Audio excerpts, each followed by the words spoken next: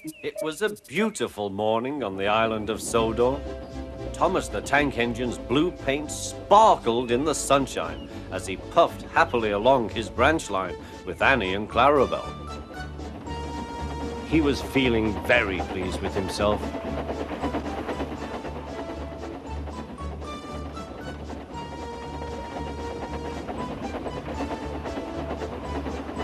"Hello, Thomas," whistled Percy. "You look splendid." "Yes, indeed," boasted Thomas. "Blue is the only proper color for an engine." "Oh, I don't know. I like my brown paint," said Toby. "I've always been green. I wouldn't want to be any other color either," added Percy. Well, anyway, huffed Thomas, "blue is the only color for a really useful engine. Everyone knows that." Percy said no more. He just grinned at Toby. Later, Thomas was resting when Percy arrived. A large hopper was loading his freight cars full of coal.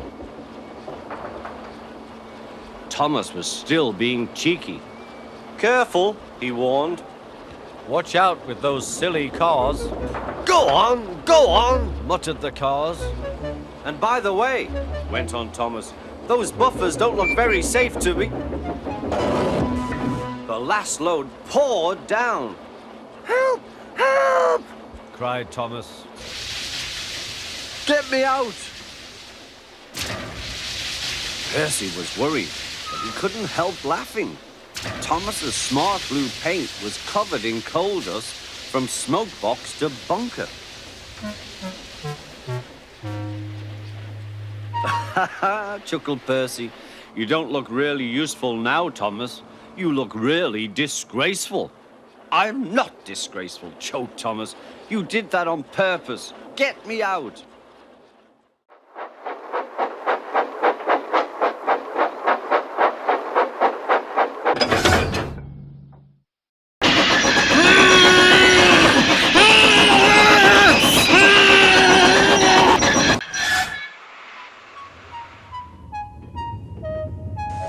It took so long to clean Thomas that he wasn't in time for his next train. Toby had to take Annie and Clarabelle. "Poor Thomas," whispered Annie to Clarabelle. They were most upset.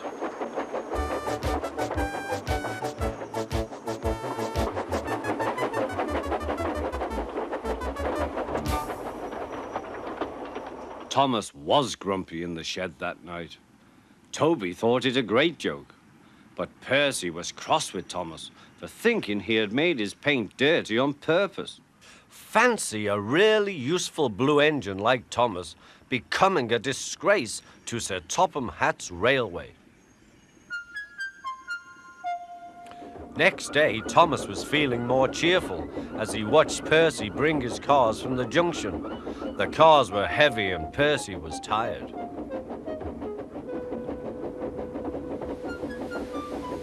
"Have a drink," said his driver, "then you'll feel better." The water column stood at the end of the siding with the unsafe buffers. Suddenly, Percy found that he couldn't stop. The buffers didn't stop him either. "Oh!" wailed Percy. "Help!" The buffers were broken and Percy was wheel-deep in coal. It was time for Thomas to leave. He had seen everything. "Now Percy has learned his lesson too," he chuckled to himself.